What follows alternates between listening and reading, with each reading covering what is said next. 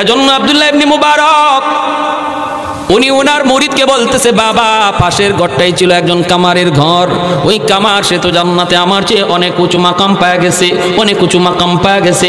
এই কথা বলতেই দেখা যায় চলে গেলেন তার বিবির কাছে। বিবিকে জিজ্ঞেস করলেন, বিবি কয়, আমার স্বামী যখন কামারের কাম করতেন, দোকানে যতক্ষণ তিনি কাম করতেন ততক্ষণ অন্তরে আল্লাহর ভয় থাকত, আজান হলে পরে সে মসজিদে যাইত, দোকানের কাম তারা মসজিদ থেকে দূরে রাখতে পারতো না। আমার অত্র এলাকার ব্যবসায়ী ভাইরা, আপনারাও যদি এই কথা মনে করেন আমার ব্যবসার জায়গায়, কিন্তু আমার আল্লাহর হুকুম ব্যবসার চেয়ে বড়, ঠিক না? নামাজ বড় না দোকানদারি বড়? আওয়াজ আসতে কেন, জোরে কোন। নামাজ বড় না দোকানদারি বড়?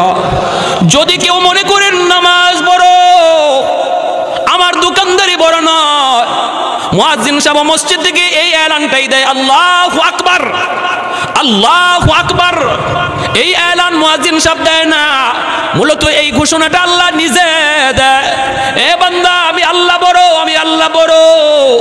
তোমার দুনিয়াদারি ছোট, হাতের কাম ছোট, পায়ের কাম ছোট, ব্রেইনের কাম ছোট, ঘরের কাম ছোট, সব কিছু তোমার ছোট, আমি আল্লাহ বড়, আমি আল্লাহ বড়।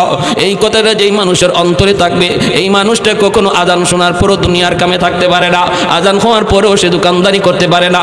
যদি মানুষ আজান শোনার পরেও দোকানদারি করে, দুনিয়ার কাজে লিপ্ত থাকে, যদিও মুখে বলল আল্লাহ বড়, কিন্তু তার কাজে প্রমাণ করলো না, না মুয়াজ্জিন তুমি যে বলতেছো আল্লাহ বড়, না না আমার কামটা বড়, এজন্যই তো আমি তোমার ডাকে সারা না দিয়া কামে ব্যস্ত। কাজে প্রমাণ করে তুমি বলতেছো কাজ বড়, আল্লাহ বড় নয়। ভাইরে এমন না, এমন না, কাজটা তো কোনি বন্ধ। সাহাবায়ে কেরামের জীবনের দিকে যদি তাকান, একজন কোরাল নিয়ে এভাবে উঠাইছেন, মাত্র তিনি কাঠটা পারবেন, আর একটা কোপ দিলে পরে কাঠটা আলাদা হয়ে যায়, লাকড়িটা হয়ে যায়, কিন্তু আজান হওয়া মাত্রই তিনি কোরালটা সামনের দিকে আনেন নাই, পিছনের দিকে কোরালটা ফালায়া দিয়েছেন। মহিলারা এমন ছিল গো মা, নবীর যুগের মহিলারা এমন ছিল, সুই সুতা নিয়ে তারা কাজ করতেছেন, সেলাই কাজ, সেলাই করতে করতে আর একটা গায়ে দিলে পরে সেলাইটা কমপ্লিট হয়ে যায়, সুইটা উঠাইছেন মাত্র ঢুকাইবেন, ওই অবস্থায় আজান কানের মধ্যে আসছে। নবীর যুগের মহিলারা সাথে সাথে সুই সুতা রেখে দিয়েছেন, একটা গায়ে দিলে পরে কাজটা শেষ হয়ে যাইতো, এতটুকু তারা করার সাহস পান নাই, কারণ তারা বুঝতেন আজানে কি বলা হইতেছে, আজানে ঘোষণা দেওয়া হইতেছে আল্লাহ বড়। ওই অবস্থায় যদি আমি দুনিয়ার কামটা করি তাহলে প্রমাণ হবে দুনিয়ার কাম বড়। আল্লাহর বান্দি কয়, আমার স্বামী ইনি ও যখন কামারের কাম করতেন হাতুড়ি উপরে উঠাইছেন, আর একটা আঘাত দিলে পরে লোহার কাম তার শেষ হয়ে যাইতো, কিন্তু আজান কানে আসছে, সাথে সাথে হাতুড়ি পিছনেই ফালাইয়া দিচ্ছেন। আল্লাহু আকবার, জোরে কোন, আর একটু জোরে কোন আল্লাহু আকবার। এটা কোনো জানতেন কোনো বিষয় নয়। দেখবেন আজান হওয়ার পরে দোকানে কাস্টমার বাইরে গেছে, শয়তান আয়, শয়তান, এটা কাস্টমারে বের দূরে শয়তান আইছে আপনার জামাত তরক করানোর জন্য। আপনি খুবই দূর, সারাদিন ব্যবসা করার পরেও যদি আল্লাহ বরকত না দেয় লাভ হইব? হ্যাঁ, কোনো লাভ নাই। 50,000 একদিকে আইছে আর একদিকে গেছে, শেষ। আরেকজনে বরকত হইছে, 10,000 টাকা কামাই করছে, 2,000 টাকা খরচ, 8,000 টাকাই জমায় রাখছে, তাইলে এটা বরকত, ঠিক না? 50,000 কামাই করার মধ্যে বরকত নাই যদি এইভাবে আয় আর ওভাবে যায়। আর হাজিরিন, এজন্য মনে রাখবেন বরকত মানুষের হাতে না, এটা আল্লাহর হাতে, এই সিদ্ধান্ত আল্লাহ। অতএব আমি যদি আল্লাহর হুকুম মানি, আমার ব্যবসা যদি কম হয়, আরেক দোকানে যে নামাজ পড়ছে না, হ্যাঁ আজকে বিক্রি হয়েছে বেশি, আমি নামাজ পড়ছি আমার বিক্রি কম হয়েছে, মন খারাপ করবেন না, আল্লাহ আপনার কম ইনকামের মধ্যে বরকত বাড়াইয়া দিবে, বরকত বাড়াইয়া দিবে। একটা অ্যাক্সিডেন্ট হওয়ার কথা ছিল, আল্লাহ ফিরাইয়া দিবে। একজন অসুস্থ হওয়ার কথা ছিল, আল্লাহ অসুস্থতা থেকে দূরে রাখবে। এর নাম হলো বরকত, ঠিক কিনা ভাই? এটা বেশি বুঝাইবার বিষয় না, এটা বুঝার বিষয়। বরকত কারে কয় এটা দেখানি যাইব না। ওই মহিলা বলতেছে আমার স্বামী এরকম করতো। আরেকটা আমল ছিল, ওই দৃশ্য আমার আজকে বলা। বলতেছে আমার স্বামীর আরেকটা বিশেষ আমল আমার মনে পড়ে। আমার স্বামী সারাদিন কাম কাজ কইরা বাড়িতে আসতেন, এশার নামাজ মসজিদে পড়ে তিনি ঘরে ঢুকতেন, ডুইকে তিনি বিছানায় পড়ে যেতেন। সারাদিন কামারের কাম, লোহার কাম, কষ্টের কাম, সারা শরীরে তার ব্যথা, ঘুমে পড়লে পরে তার ঘুম আসত, প্রচন্ড ঘুমের মধ্যে তিনি পড়ে যেতেন। ফজরের আগে তাহাজ্জুদের টাইম, তাহাজ্জুদের সময় জানালা দিয়া তাকায় দেখতেন আব্দুল্লাহ ইবনে মুবারক তাহাজ্জুদের নামাজ পড়ে। পাশের ঘরটাই ছিল আব্দুল্লাহ ইবনে মুবারক, যিনি এত বড় বুজুর্গ, এত বড় আল্লাহর ওলি, তিনি তো তাহাজ্জুদের নামাজ পড়তেছেন। আমার স্বামী তিনি জানালা দিয়া দেখতেন আর চোখের পানি জড়ায় তিনি কাঁদতেন, বলতেন মালিক আমারও মন চায় শেষ রাতে তোমার কদমে আমি সেজদা দিই। আল্লাহ এই বিশেষ সময়ে তো তোমার বিশেষ দরবার খোলা থাকে, এই সময়টাতে তোমার কাছে চাইলে তো তুমি দোয়া কবুল করো। আল্লাহ তাহাজ্জুদের নামাজ আমার পড়তেও মন চায় গো মালিক, কিন্তু আমি তো ক্লান্ত, আমি তো পরিশ্রান্ত, সারাদিন কষ্টের কাম কাজ করার কারণে আমার শরীরের গিরায় গিরায় ব্যথা করে আল্লাহ, আমি উঠতে পারি না, কিন্তু আমার মন চায় তার মতো আমিও তাহাজ্জুদ পড়ি। এই বইলে আমার স্বামী চোখের পানি ধরা কাঁদতেন, কিন্তু তাহাজ্জুদ পড়তেন না, পড়তে পারতেন না, গায়ে তার শক্তি থাকতো না, দুর্বল। আল্লাহ পাক রব্বুল আলামিন তার মনের যে এই আরজু, তার মনের যে এই কান্না, হৃদয়ের কান্নাকে আল্লাহ এমন পছন্দ করা করছে। আব্দুল্লাহ ইবনে মুবারক তাহাজ্জুদ পইরা আল্লাহ পাকের দরবারে যেই মাকাম পাইছে, তার হৃদয়ের কান্না আল্লাহ কবুল করে তার মর্যাদা আরো বাড়ায়া দিছে। আল্লাহু আকবার। এজন্য বলতেছি বাবা, যাত্রাই গমনে রাইখা একটু দিলের কন দিয়া কথাগুলি শোনো। ভাইরে মনের ভিতরে আক্ষেপ করেন, আক্ষেপ রাখেন, অনুতাপ অন্তরের ভিতরে রাখেন। আর একটা মানুষ নামাজ পড়তেছে তারে দেখে আফসোস করবেন, হায় রে তার নামাজটা কত সুন্দর, আমি যদি এত সুন্দর করে নামাজ পড়তে পারতাম, হায় আমার এই দুস্থরা 5 ওয়াক্ত নামাজ জামাতে পড়ে, আমি যদি প্রতি ওয়াক্তই রমজাইতে পারতাম, আমি তো এই ঝামেলায় ওই ঝামেলায়। মনে প্রাণে যদি এই আকাঙ্ক্ষাটা থাকে, আল্লাহ আপনারে একদিন পাক্কা জামাতের নামাজের পড়ার নামাজি বানায় দিবে। আর এই বানানোর আগেও যদি আল্লাহ আপনাকে লইয়া জায়গা মরণ হয়ে যায়, অন্তরের কান্নার কারণে আল্লাহ আপনার এই সওয়াব দিয়ে হাসরের মাঠে উঠাবে। তাহলে দিলের ভিতরে কান্না করার দরকার আছেনি না নাই? আর একটু ধরে আছেনি না নাই? দিনের নবী, মায়ের নবী, সাহাবায়ে কেরামদেরকে নিয়ে তিনি যে রানা নামক জায়গায় বসা রে গোশত বন্টন করতেছেন মায়ের নবী। হঠাৎ করে নবী দেখেন একজন বৃদ্ধা মহিলা নবীজির দিকে লাঠি বর দিয়া নবীর দিকে আসতেছে। আল্লাহর নবী, রহমতের নবী, মহিলাকে দেখা মাত্রই নবী দৌড় শুরু করে দিলেন। আল্লাহু আকবার জোরে বলেন। সাহাবায়ে কেরাম নবীর পিছনে পিছনে যাইতেছেন। অসুবিধা হইতেছে আপনাদের? ভাই আর কিছু চলবে? আর কিছু সময় হ্যাঁ থাকবেন সবাই? কষ্ট হইতেছে? আলহামদুলিল্লাহ, সকালে জাযাকুমুল্লাহ, খুব খুশি হইলাম। আলহামদুলিল্লাহ, এত সময় বসা ছিলেন। আলহামদুলিল্লাহ, ফি আমানিল্লাহ, ফি আমান। ব্যস্ত মানুষের পর যে সময় দিয়েছেন শুকরিয়া। আমরা দোয়া করি আল্লাহ পাক দেশ দশ ও ইসলামের খাদেম বানান। সবাই বলি আমিন। আমার ভাইরা, যে রানা নামক জায়গায় নবীজি বসা, ওই অবস্থায় একজন মহিলা, বৃদ্ধা মহিলা, লাঠিতে বর দিয়া কোমর বাঁকা হয়ে গেছে, নবীজির দিকে আসতেছে। আল্লাহর নবী, রহমতের নবী, মহিলাকে দেখা মাত্রই নবীজি তিনি দৌড় শুরু করে দিলেন, দৌড়। অথচ মায়ার নবী, কারো সম্মানে নবী উঠতে হয় না, কারো সম্মানে নবী দৌড়াইতে হয় না, কারণ এই দুনিয়ায় নবীর চেয়ে সম্মানী কেউ, জোরে কোন আমার নবীর চেয়ে সম্মানী কেউ আছে?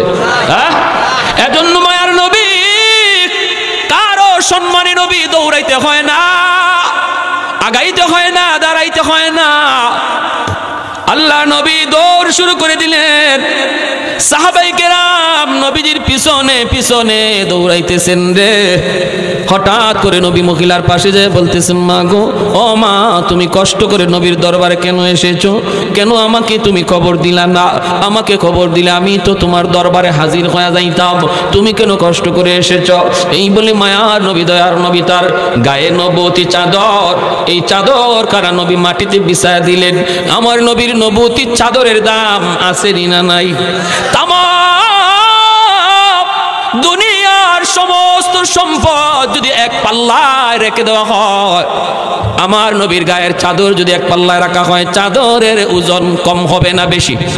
আরো জোরে, কম হবে না বেশি? ভাইরা বন্ধুরা, জন্ম বলতেছিলাম রে ভাই, নবীর গায়ের নবুয়তি চাদর নবীজি বিছায়া দিয়া বলতেছেন, মা গো, ও মা, তুমি নবীর নবুয়তি চাদরে বসো, এই চাদরে তুমি বসে যাও, কষ্ট করে এসেছ। মহিলা বসতে চাইলেন জুতা ছাড়া। মায়ার নবী বলেন, মা গো, জুতা ছাড়া নয়, তোমার জুতার ধুলিতে নবীর নবুয়তি চাদর ধন্য হবে। কে সেই মহিলা? কার এত দাম? ও আমার এই এলাকার মা বোনেরা, একটু মনোযোগ দিয়ে শুনো। মা গো, তোমাদের দাম অনেক বেশি, অনেক সম্মানী তোমরা গো। তোমরা নবীদের মা, তোমরা অলিদের মা, তোমরা নবীদের মা, তোমরা অলি আল্লাহদের মা। তোমাদের গর্ভ থেকে নবী এসেছেন, অলি আল্লাহ এসেছেন, মঈনুদ্দিন চিশতি, আব্দুল কাদের জিলানী তোমাদের পেট থেকে এসেছে। অতএব মনে রাখো, তোমাদের দাম অনেক বেশি। অলির চেয়েও মায়ের দাম বেশি, নবীর চেয়েও মায়ের দাম বেশি। আল্লাহু আকবার। এজন্যই মায়ার নবী তিনি বলেন, মা গো তুমি নবুয়তির চাদরে জুতা সহ বসে যাও। আল্লাহর নবী কথায় তিনি বসে গেলেন। সাহাবায়ে কেরাম চিনেন না মহিলাকে, সাহাবায়ে কেরাম কোনোদিন তারা দেখেন নাই। আল্লাহর নবীকে সাহাবীরা প্রশ্ন করেন, মায়ার নবী গো এই মহিলাকে কি তার পরিচয়? নবীজি তখন বলেন, সাহাবীরা রে তোমরা তো নবীর মাকে দেখো নাই, আমি নবীর মা তো শিশুকালেই বিদায় নিছেন, জন্মের আগেই নবীর বাবা দুনিয়া থেকে বিদায় নিছেন। তোমরা তো জানো তোমাদের নবীর একজন দুধ মা আছে রে, এই দুধ মার নাম তোমরা জানোনি? সাহাবীরা কই, নবী গো আপনার দুধ মার নাম হালিমা সাদিয়া। আল্লাহ নবী চোখের পানি মুছেন আর বলেন, সাহাবীরা রে শুধু নবীর দুধ মার নাম শুনেছো, কোনোদিন তোমরা দেখো নাই। আজকে ভালো করে দেখে নাও, আজকে ভালো করে দেখে নাও, নবীর নবুয়তির চাদরে যিনি বসছে গো ইনি আর কেউ নন, ইনি হলেন নবীর দুধ মা, যার নাম হলো হালিমা সাদিয়া। আল্লাহ নবী বুঝাইলেন, উম্মতের দল একজন দুধ মার সেবা, দুধ মার ইজ্জত সম্মান যদি আমি নবী এইভাবে করলাম, তোমরা তোমাদের আপন মারে কেমন সেবা করবা? আমি নবী যদি আমার মাকে পাইতাম কেমন সেবা করতাম? এজন্যই মায়ার নবী রহমতের নবী বলে, উম্মতের দল মনে রাখো, রেদার রব্বি ফি রেদাল ওয়ালিদাইন ওয়া সাখাতুর রব্বি ফি সাখাতিল ওয়ালিদাইন। যেই সন্তানের উপরে তার বাপ মা রাজি থাকে আল্লাহ তার উপর রাজি থাকে, যেই সন্তানের উপরে বাপ মা নারাজ থাকে আল্লাহ তার উপর নারাজ হয়ে যায়। অতএব বাপ মারে খুশি করলে আল্লাহরে খুশি করা যায়। বাপ মা যদি নারাজ হয় রে যুবক, আল্লাহ তোমার উপরে নারাজ। যেই সন্তানের উপরে বাপ মা রাজি, এক নাম্বার দুনিয়ার ফায়দা হলো আল্লাহ তার হায়াতের ভিতরে বরকত বাড়ায় দেয়। অ্যাক্সিডেন্ট কথা ছিল তার হওয়ার, কপালে ছিল অ্যাক্সিডেন্ট, আল্লাহ মার দোয়া বাবার দোয়া থাকলে অ্যাক্সিডেন্ট থেকে আল্লাহ বাঁচায়। টাটা মাথার মধ্যে পড়ার কথা ছিল, বাপ মার দোয়া থাকলে আল্লাহ কাইটা দেয়। যে কোনো বিপদ হায়াতের ভিতরে আল্লাহ তোমার বরকত বাড়ায় দেয়। বাপ মার দোয়া যদি থাকে আল্লাহ বিপদ দূর করে দেয়, হায়াতে বরকত আল্লাহ বাড়ায় দেয়। দুই নম্বর হলো যদি তোমার বাপ মা তোমার উপর খুশি থাকে রে গোলাম, আল্লাহ তোমার রিজিকের ভিতরে বরকত বাড়ায় দিবে। বাপ মার দোয়া যদি তোমার থাকে, ছোট্ট দোকানদারি করলো বরকত বেশি হবে, ছোট্ট চাকুরি করলো আল্লাহ বরকত বাড়ায় দিবে, রিজিকের ভিতরে আল্লাহ বরকত বাড়ায় দিবে। তিন নম্বর ফায়দা হলো তাফসীরের কিতাবের মধ্যে লিখেন, তোমার সন্তানকে আল্লাহ মানুষের মতো মানুষ বানাবে, তোমার সন্তানকে মানুষের মতো মানুষ বানাবে। যেই সন্তানগুলি লেখাপড়া করে, ওরা যদি লেখাপড়া করা অবস্থায় বাপ মারে মাইনা চলে, বাপ মার কথা মতো চলে, বাপ মারে কষ্ট না দেয়, আল্লাহ তার লেখাপড়ার ভিতরে বরকত বাড়ায় দেয়। ভাইরা বন্ধুরা, এজন্যই তো বাইজিদ বুস্তামি রহমাতুল্লাহ আলাইহি পরীক্ষা দিবেন আগামীকাল। সারা রাত তিনি পড়ালেখা করতেছেন।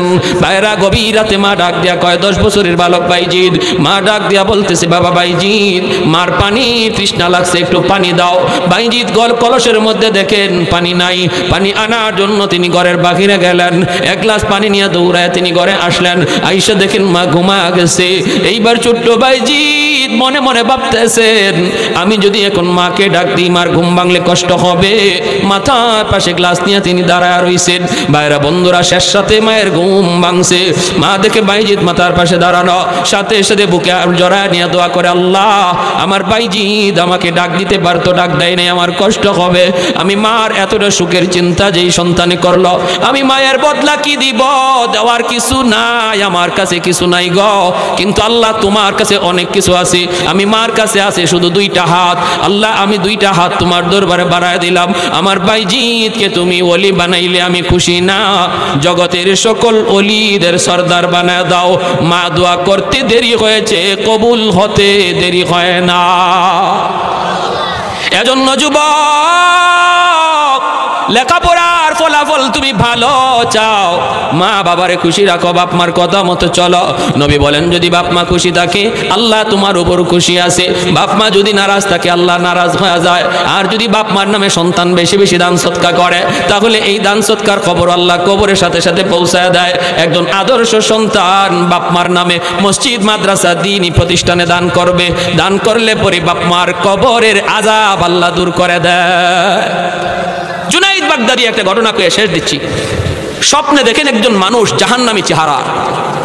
কে গো তুমি? হুজুর আমি আপনার মহল্লারই একজন মানুষ। আজ থেকে বেশ কিছুদিন আগে আমার মরণ হয়েছে, আমি কবরের মধ্যে আযাবে আছি, জাহান্নামের আযাবে। সন্তান বলতে আমার কেউ নাই দুনিয়াতে, একটা মেয়ে রেখে আসছি, কিন্তু মেয়েটারে আমি দিন শিখাই নাই। দেখেন বাপ মা সন্তানকে শিশুকালে যদি দিন না শিখান পরিণতিটা কি হয়। সন্তানকে শিশুকালেই মাদ্রাসায় পড়ান, মাদ্রাসায় 5 বছর মাদ্রাসায় পড়ান, তারপরে তারে ডাক্তার বানাইয়েন, ইঞ্জিনিয়ার বানাইয়েন, প্রফেসর বানাইয়েন। 5 বছর মাদ্রাসায় পড়াইলে সন্তানটা মুসলমানই শিখবে, বাপ মার কদর শিখবে, আলেম ওলামার কদর শিখবে, কোরআনের মহব্বত অন্তরে জাগা দিবে, ঠিক না? 5 বছর ডাক্তার হওয়া আমার সন্তানের বড় পরিচয় না, সবচেয়ে বড় পরিচয় হলো সে মুসলমানের সন্তান। এজন্য সবার আগে তারা মুসলমানই শিখাইতে হবে।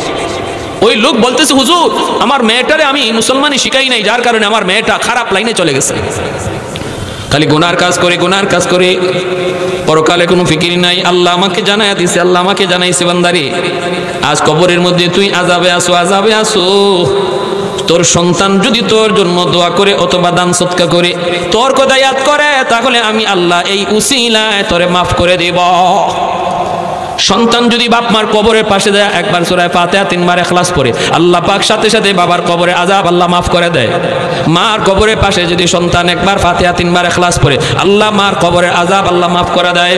আপনার সন্তান আপনার কবরের পাশে যায় কোরআন তেলাওয়াত করবে, নাকি কবরের পাশ দিয়া গান গায়া গায়া চলে যাবে, এই সিদ্ধান্ত নিতে হবে বাপ মার। শিশুকালে যদি মাদ্রাসায় পড়ান, তাহলে কবরের পাশ দিয়া গেলেও কোরআন তেলাওয়াত করবে, ঠিক না?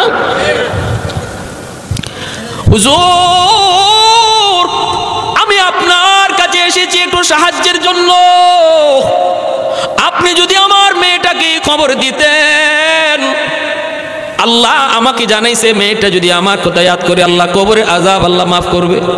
জুনাইদ বাগদাদি ঘুম থেকে উইটা ওই মেয়েটার সন্ধানে তিনি বের হয়ে গেলেন। এলাকার মানুষকে জিজ্ঞেস করেন বাবারা মেয়েটারে তোমরা চিনুনি? মানুষেরা কয় হুজুর চিনি তো, কিন্তু এই মেয়ে তো খারাপ, মেয়ে তো ভালো না। হুজুর আপনি মেয়ের কাছে গিয়ে কি করবেন? আল্লাহর ওলি বলেন বাবারে কও তোমরা কোথায় গেলে পাবো, আমার একান্ত প্রয়োজন, তার কাছে যাওয়াই লাগবে। মানুষেরা কয় হুজুর নদীর ঘাটে যান, নদীর ঘাটে গোসল করে। আল্লাহর ওলি জুনাইদ বাগদাদি তিনি নদীর ঘাটে দাঁড়ায় রইলেন। মহিলা গোসল কইরা ওইটা কয় মৌলবী তুমি কি চাও? আল্লাহর ওলি বলতেছেন মা গো আমি কিছু চাই না, আমি একটা খবর নিয়ে এসেছি। কার খবর? কয় তোমার বাবার খবর। কয় আমার বাবার আবার কিসের খবর? বাপ তো কবরে চলে গেছে। আল্লাহর ওলি জুনাইদ বাগদাদি কয় মা তোমার ওই মৃত বাবার খবর নিয়ে এসেছি গো। তোমার বাবা কবরের মধ্যে বড় আযাবে আছে, জাহান্নামের চেহারা তার চেহারা হয়ে গেছে, আগুনে পড়তেছে। আমাকে জানাই দিছে তোমার বাবা, তোমার বাবাকে আল্লাহ জানাইছে তুমি যদি তোমার বাবার জন্য দান সদকা করো অথবা তার কথা ইয়াদ করো অথবা দোয়া করো, আল্লাহ তোমার বাবার কবরের আযাব আল্লাহ মাফ করে দিবে। এমনি মেয়েটাই কয় মৌলবী আমি কি আবার দান করব? আমি আবার দান করব? মরা মানুষ মইরা গেছে, আবার তার জন্য কি করার আছে? মানুষ যখন গুনাহ করে তখন গুনাহ করতে করতে কলব শক্ত হয়ে যায়, কলিজাটা পাথর হয়ে যায়, চোখ দিয়ে পানি আসে না। যখন দিল নরম হয় না তখন বুঝবেন কলিজা শক্ত হয়ে গেছে, এটা গুনাহর মস্ত বড় বদাসর, কলিজা শক্ত হয়ে যাওয়া। ভাইরা বন্ধুরা জুনাইদ বাগদাদি যতই কয় মেয়েটার মন নরম হয় না, নরম হয় না, মরণের ভয় তার অন্তরে নাই। হঠাৎ করে এক মুষ্টি পানি হাতে লইয়া জুনাইদ বাগদাদির দিকে এইভাবে পানিটা ঢিল মারছে আর কয় মৌলবী এই পানিটা আমার বাপের লাগে আমি সদকা করলাম। জুনাইদ বাগদাদি বড় কষ্ট পাইলেন। আল্লাহর ওলি তিনি সইরা গেলেন, পানিটা তার গায়ে লাগলো না, তিনি চলে যাইতেছেন মনে কষ্ট লইয়া আর কান্দেন, বলেন মালিক এমনও সন্তান বুঝি হয় যেই সন্তানের কারণে বাপ মা রাতকে দিন বানাইল, রক্ত পানি করলো। এই সন্তান বাবার এত বড় কষ্টের এত বড় বিপদের কথা শোনার পরও একটুও তার দিল নরম হলো না। এই মনে কইরা জুনাইদ বাগদাদি চলে গেলেন। রাতের বেলা আল্লাহর ওলি ঘুমাইলেন, স্বপ্নে দেখেন ওই মানুষটা আজ রাতেও স্বপ্নে দেখা দিয়েছে, কিন্তু আজকে তার চেহারা জান্নাতি মানুষের চেহারা। আল্লাহর ওলি জিজ্ঞেস করে ভাই আপনি কে? কয় হুজুর আমি আপনার এলাকার ওই মানুষ যে গতকাল এসেছিলাম। গতকাল তুমি ছিলা জাহান্নামী, আজ তুমি জান্নাতি, কেমন করে একটু আমাকে বুঝাও গো। এমনি লোকটাকে হুজুর আমি আপনার উপকার স্বীকার করার জন্য এসেছি, আমি আপনার শুকরিয়া আদায় করার জন্য এসেছি। হুজুর আপনি আমার মেয়েটারে যখনই আমার খবর দিছেন তখন মেয়েটা আপনার দিকে ঢিল মারছে, পানি লইয়া পানি উড়ায় মারছে, ছিটায় মারছে আপনার দিকে, তাই না? বলে হ, কিন্তু আমার মেয়েটার এই পানি আপনার গায়ে লাগে নাই, পড়ছে মাটিতে।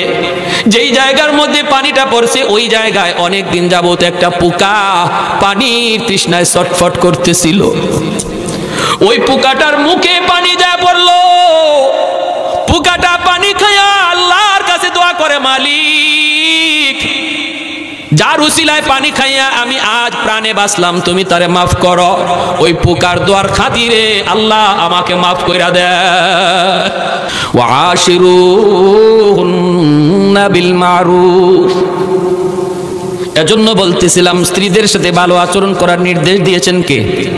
আরেকটু আওয়াজ দিয়ে মালিকের নাম কন, আরেকটু জোরে কন। এই দুটোটা অবস্থায় বড় বিপজ্জনক।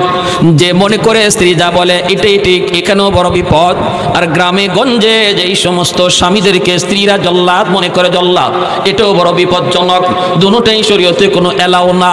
শরীয়ত বলে না, স্ত্রীকে তুমি আদর করো, মায়া করো, মহব্বত করো, পরামর্শ নেও, কিন্তু সিদ্ধান্ত নিবা তুমি, কারণ ঘরের কর্তা হলো পুরুষ, মহিলা না। ঠিক না? শহরে থানবী রহমতুল্লাহ আলাইহি একটা ঘটনা লিখছেন, বড় সুন্দর, একটু মজাক করি তারপর বয়ান করবো। রাজি আছি সবাই ইনশাল্লাহ? তো লিখছেন যে একজন পুরুষ, যে পুরুষ শুধু মহিলার কথায় চলতো, মহিলারা এই সব মনে করতো, ভয় পাইতো, স্ত্রীরে খুব ভয় পাইতো। আর স্ত্রীও সবসময় স্বামীরে শুধু খালি ভয় দেখায় চলতো, ওই যে খালি স্বামীও ভয় পাইতো। তো উনি বাজারে গেলে, বাজারে কোনো জিনিস কিনলে, স্বামী কোনো জিনিস কিনলে ঘরে আসলেই মনে মনে ভাবতো গিয়ে একরির দাম বলবো না মিথ্যা কথা কইমু, কারণ আমার যে বউ মাশাআল্লাহ, এই চিন্তা করতো। মাছ লই আছে 800 টাকা দিয়া। এখন বিবি মাছ দিককেই বলতেছে ভালো মাছ তো আনছো, ভালো কথা, কিন্তু দাম কত? এখন সে ভাবতেছে আল্লাহ যদি কই 800, ঘরে আগুন লাগবো। ঘরে কি লাগবো? মাছের দাম 500। হাসা কইছে না মিশা কইছে? ঘরে আগুন নিবাইবার লাগে, ঝগড়া যাতে না লাগে, তুফান যাতে না হয়। মাছের দাম কত? 500। বউয়ে কয় বাহ, 500 টাকা দিয়ে এত সস্তা মাছ নিয়ে আসছো, তুমি যদি বাজার করা শিখে লেগেছো দেখা যায়।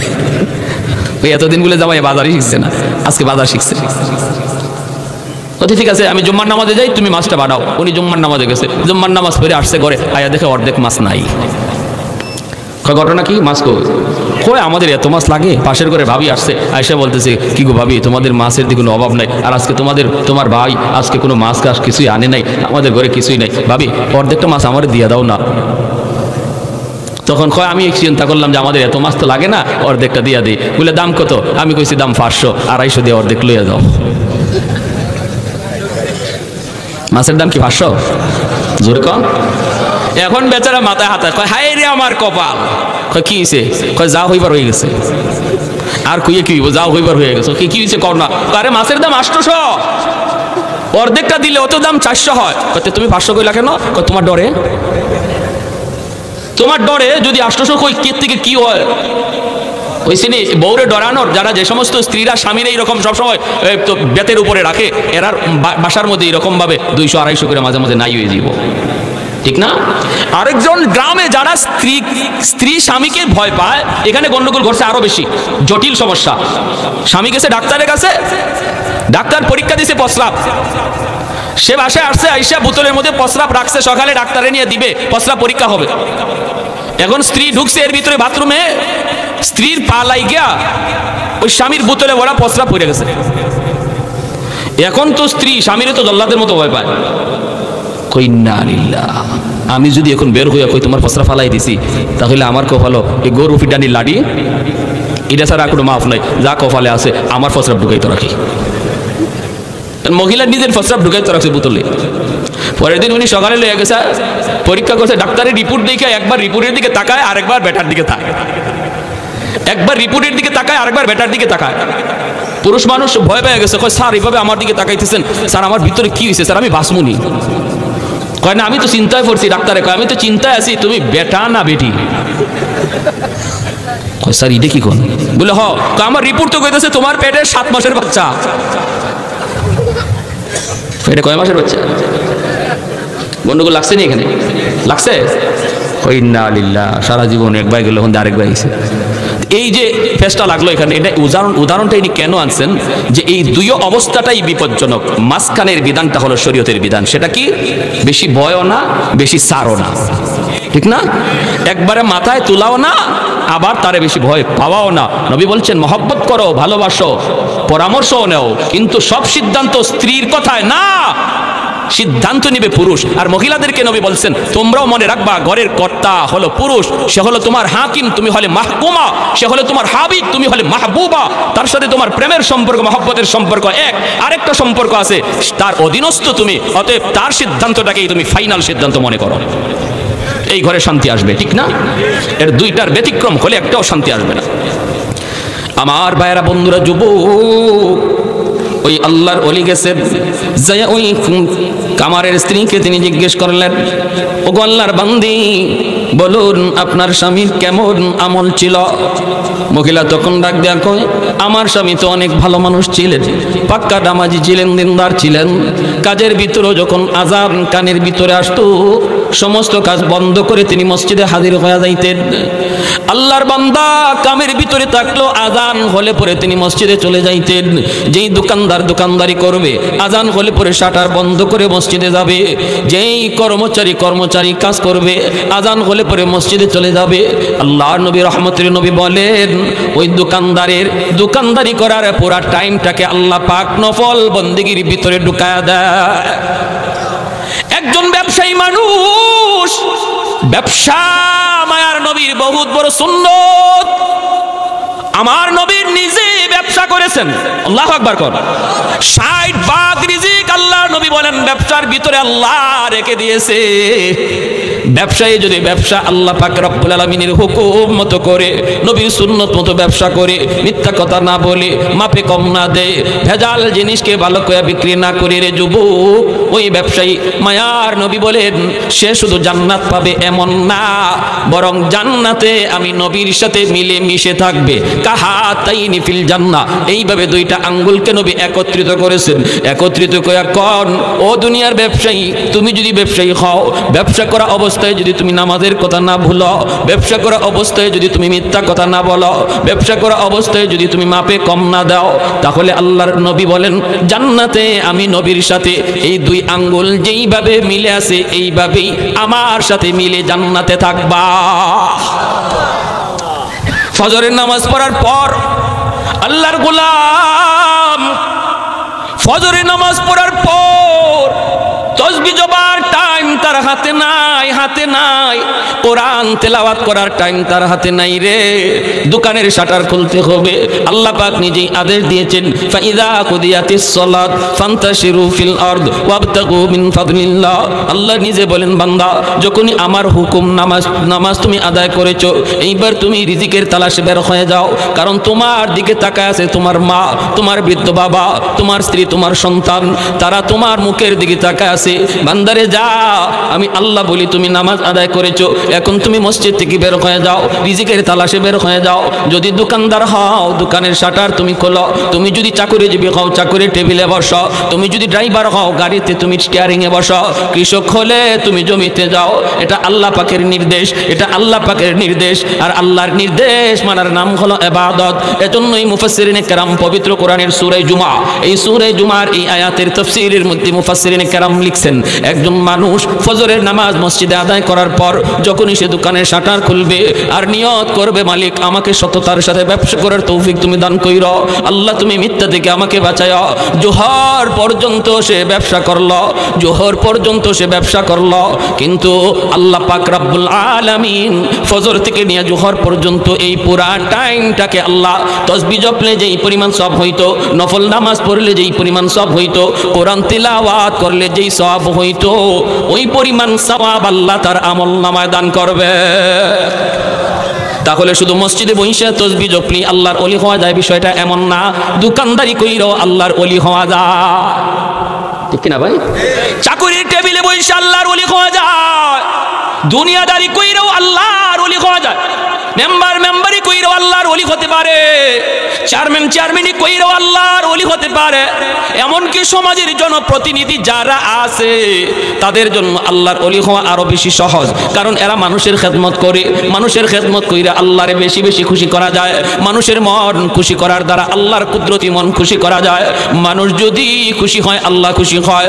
এজন্য কোনো মেম্বার সাহেব 5 ওয়াক্ত নামাজ ঠিকমতো আদায় করলো, চেয়ারম্যান সাহেব 5 ওয়াক্ত নামাজ আদায় করলো, হালাল পথে চললো, হারাম থেকে বাঁচলো, মানুষের আমানত তার মধ্যে তার কাছে যা এসেছে, টিনের এসেছে, গম এসেছে, এইরকম রিলিফের মাল এসেছে, এই মালগুলি যদি সে আমানতদারির সাথে মানুষের কাছে পৌঁছায়, রাস্তাঘাটের কাজ যদি সে মানুষের সঠিকভাবে করে, ফজরের নামাজ পড়ে মেম্বার সাহেব মসজিদে তসবিহ জপে নাই, কোরআন তেলাওয়াত করার টাইম পায় না, বরং বের হয়ে মানুষের সুখ দুঃখের খালত নিতেছে, আল্লাহর নবী রহমতের নবী বলেন লাভার আকাল কাফি, এই প্রতিনিধি সবার আগে আল্লাহর ওলি হইয়া যায়।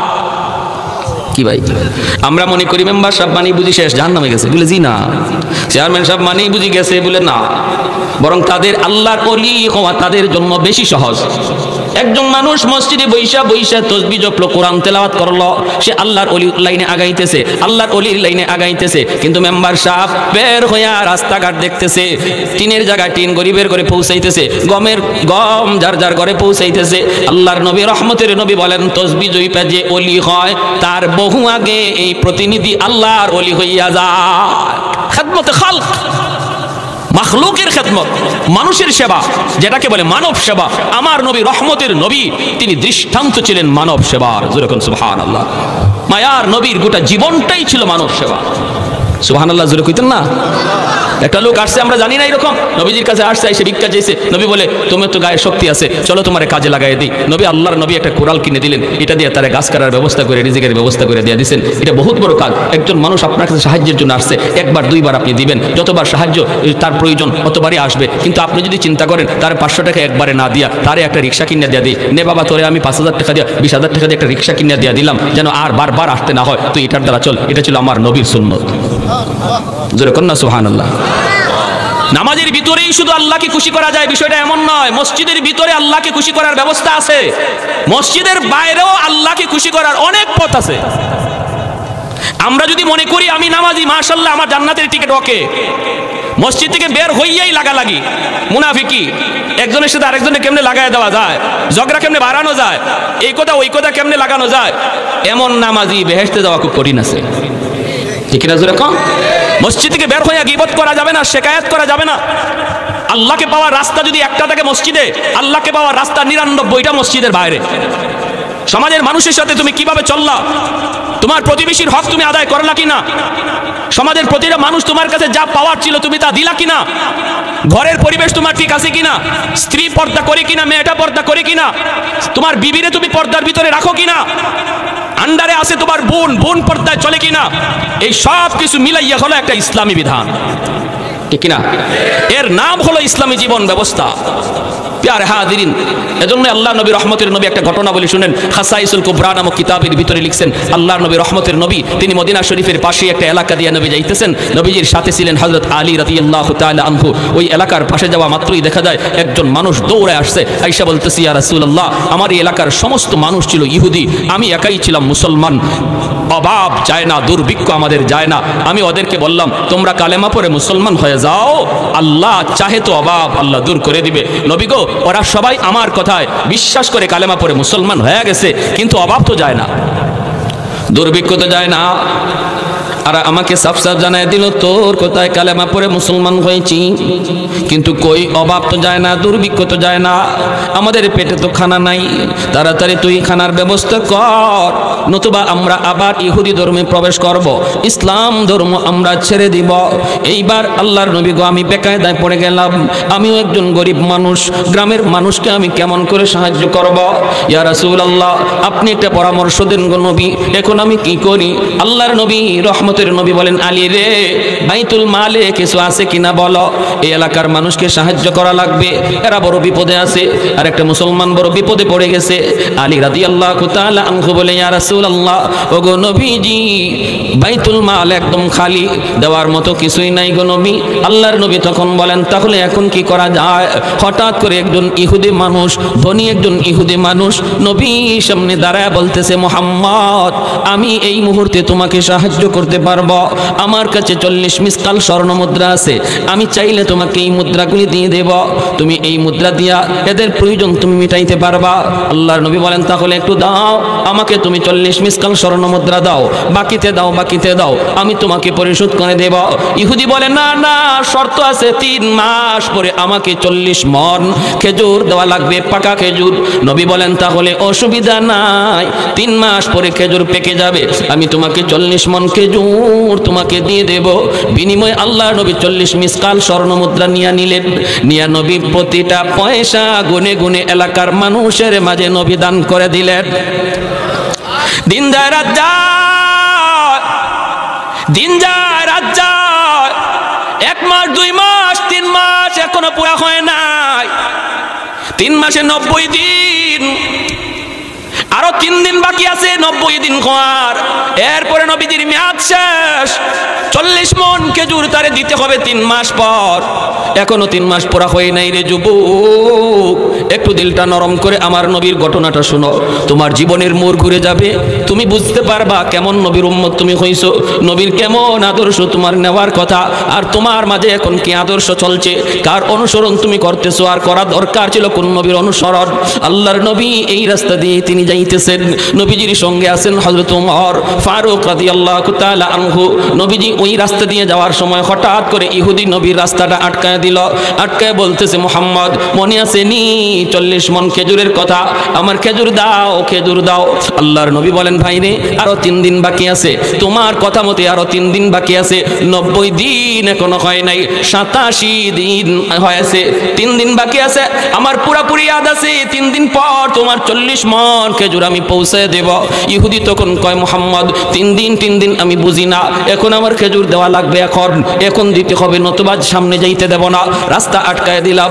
আল্লাহর নবী বুঝাইতে চেষ্টা করেন ভাইরে একটু বুঝো, এটা অন্যায়, এটা অন্যায়, কথা ছিল 90 দিন পার হতে দেও। সে বলে আমি বুঝি না, এত কথা বুঝি না, এত কথা বুঝি না, সামনে তোমাকে যাইতে দেব না।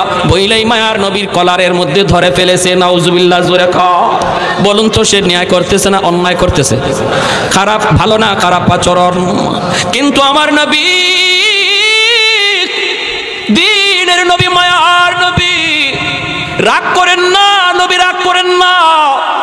এত খারাপ আচরণ মায়ার নবীর সাথে করলো, এরপর নবী তারে বুঝান। আমার নবীর কলারের মধ্যে, জামার মধ্যে ধরে ফেলেছে, এরপরও নবীজি তার হাতের মধ্যে মালিশ করেন, ভাইরে একটু বোঝার চেষ্টা করো, তুমি বুঝের মানুষ, তুমি অবুঝের কাজ কইরো না। কয় আমি এত কিছু বুঝি না। নবীর পাশেই দাঁড়া আছেন হযরত ওমর ফারুক রাদিয়াল্লাহু তাআলা আনহু। বলুন তো উমর নরম না গরম? খালি গরম নাকি বেশি গরম? যারে ইবলিসে দেখলেও আরেক রাস্তায় ভাগে, ঠিক না? ওমরের হাতের তলোয়ার সব সময় খোলা থাকতো, খোলা, খাফের ভিতরে ঢুকাইবো আবার বের করব, এই টাইম ওমরের হাতে ছিল না। আল্লাহু আকবার। যেখানে বসাইবার দরকার নগদ, এজন্য ইবলিসে কইতো আল্লাহ রে, এই বেটা যেভাবে খোলা তলোয়ার লইয়া হাঁটে, কোন দিন আমি ইবলিস যে বাটে পড়ি। এজন্য হে যদি দেখতে হযরত তোমার এই রাস্তায় আসতেছেন, হে আরেক রাস্তায় যাইতো। আল্লাহ নবী বলেন সবার সাথে শয়তান আছে, কিন্তু আমার উমরের সাথে শয়তান নাই। সাহাবায়ে কেরাম বলে ইয়া রাসূলুল্লাহ আপনার সাথেও কি শয়তান আছে? নবী বলেন আমার সাথেও আছে, তবে আমার শয়তান মুসলমান হয়ে গেছে। সুবহানাল্লাহ, জোরে বলুন আল্লাহু আকবার। এক লোক মদ বেচবো বাজারও, কলস ভরে মদ নিয়ে যাইতেছে, আর যায় আর মনে মনে কয় আল্লাহ আল্লাহ তুমি আমার আজরাইলের সামনে ফেলাই দিও, তো উমরের সামনে ফেলাইও না। কিন্তু যেখানে বাঘের ভয়, এখানে আসেনি আপনাদের এলাকায়, ওইটা আসেনি এই কথা, যেখানে বাঘের ভয় এখানেই বলে রাইতে হয়। যে উমরের ডরে যাইতেছে, হঠাৎ করে দেখে ওই উমরে আসতেছে, কলিজা পর্যন্ত কাইপে উঠছে। ও মালিক, মালিক তোমার কাছে চাইলাম কিতা, ওই লোকিতা, আল্লাহ ওমরের কাছ থেকে বাঁচাও, ওমরের কাছ থেকে বাঁচাও, ওমরের কাছ থেকে বাঁচাও। এভাবে কয়া কয়া রাস্তার কিনারা দিয়ে যাইতেছে, মনে মনে কয় আল্লাহ কোন রকম আমারে পার করে দেও, আল্লাহ কোন রকম পার করে দেও। রাস্তার কিনারা দিয়ে চলে যাইতেছে, কলসটারে লুকায়া লুকায়া, মনে মনে ভাবতেছে হয়তো ওমর দেখবে না। কিন্তু যেই মাত্র সোজাসুজি হয়ে গেল রাস্তায়, ওমর ডাক দিয়ে দিলেন, ও মিয়া দাঁড়াও। কি বুঝেন? খলিজাত ফানি আসেনি, বুকো ফানি আসেনি, শেষ। হযরত ওমর কাছে আসছে না, এসে বলেন কলসে কি? ডাকনা দেওয়া কলস। এখন কি কয়? যদি কই কলসে মদ, উমরের হাতের তলোয়ার কিন্তু খোলা, তলোয়ার। যদি কয় মদ, তাহলে এখানেই কবর। বাঁচার জন্য কয় কলসের ভিতরে দুধ। কি কয়? মনে মনে ভাবতেছে হয়তো দুধ খাওয়ার পরে উমরে বলবে ঠিক আছে চলে যাও, কিন্তু না গো, এমনও হয় নাই। উমরে কয় দুধ না অন্য কিছু দেখতে হবে, ডাকনা সরাও। যেই মাত্র কইছে ডাকনা সরাও, ডাকনার দিকে যখন হাত বাড়ায়, হাতে কাঁপতেছে, বডিতে কাঁপতেছে, আর কালিমা পড়তেছে। আর কই এখানে জীবনে শেষ কথা যেন কালিমা হয়। মনে মনে কই আল্লাহ, বহুত বড় অন্যায় করে ফেলেছি গো মাবুদ, তোমার কাছে চাওয়ার তো কোনো কিছু কমতি নাই। আল্লাহ, আমি বহুত বড় অন্যায় করে ফেলেছি, জীবনের জন্য আমি তওবা করলাম, আমি আর জীবনে মদের ব্যবসা করব না। আল্লাহ, তুমি আজকের মতো আমাকে বাঁচাও। দিলে দিলে শুধু কান্না করে করে আল্লাহর কাছে তওবা করেছে। আল্লাহ তার দিলের কান্না আল্লাহ কবুল করে ফেলেছে। যেই মাত্র দিলে দিলে তওবা করেছে আল্লাহর গোলাম, তওবা করার জন্য মুফতি সাহেবের কাছে যাইতে হয় না, অপরাধ থেকে ফিরে আসার জন্য চেয়ারম্যানের কাছে যাওয়া লাগে না রে আল্লাহর গোলাম। আল্লাহর নবী বলে আত্তাইবু মিনাদ যামবি কামান লা যামবালা।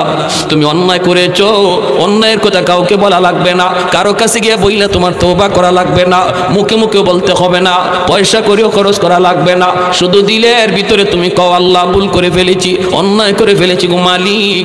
এই অন্যায়ের খবর কেউ জানে না, জানো শুধু তুমি। আল্লাহ, তুমি যেমন গোপন করে রাখছো, কিয়ামতের ময়দানে এই দোষটা গোপন করে রাখো। আল্লাহ, আমি আর জীবনে এই অন্যায় করব না।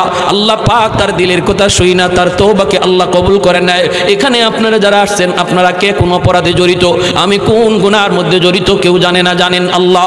এই জায়গায় বসে যদি মনে মনে তওবা করে ফেলি, আল্লাহ গো, আল্লাহ আমার এই অপরাধ কেউ জানে না, জানো তো তুমি।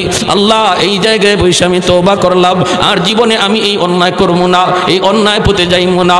আল্লাহ পাক তোমার দিলের কথাটা আল্লাহ পাক শুনতেছেন, কারণ আল্লাহ আলিমুম বিযাতিস সুদূর। রব্বুল আলামিন বসার আগে তুমি ছিলা গুনাহগার, দিলে দিলে তওবা করার পরেই তুমি হয়ে যাবা আল্লাহর ওলি। তওবাকারীর নাম আল্লাহর তালিকায় ওলির খাতায় লেখা হয়, ওলির খাতায় লেখা হয়। অতএব এখানে আমরা যারা বসলাম, এই মুহূর্তে যদি গুনাহ থেকে সরার নিয়ত আমরা এখন করি, তাহলে নিয়ত করার সাথে সাথে আল্লাহ পিছনের সব গুনাহ মাফ কইরা ওলির খাতায় আমাদের সবার নাম লিখে দিবে। কারা কারা এই নিয়তটা করতে পারি একটু হাত তুলে আল্লাহকে দেখান। সবাই সবাই সবাই। আল্লাহ, তুমি প্রতিটা হাতকে কবুল করো। আল্লাহ, জানি না আমরা কে কোন গুনাহে জড়িত, কিন্তু আল্লাহ তুমি তো জানো। আল্লাহ, আমরা সবাই স্বীকার করলাম আমরা আর এই গুনাহ করবো না। আল্লাহ, তুমি মাফ করো। আমিন কোন সবাই আমিন।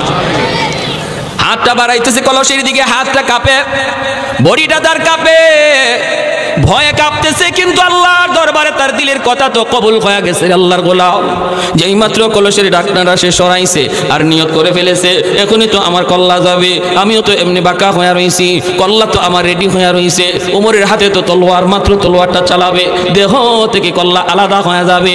হাতটা যেই মাত্র কলসের মুখের দিকে নিছে, নিয়ে ঢাকনাটা সরাইছে, ঢাকনাটা সরাইতেই আল্লাহু আকবার, আল্লাহু আকবার। তাকায় দেখে কলস ভরা মদ আল্লাহ পাক দুধ বানায় দিছে। আর একটু জোরে সুবহানাল্লাহ।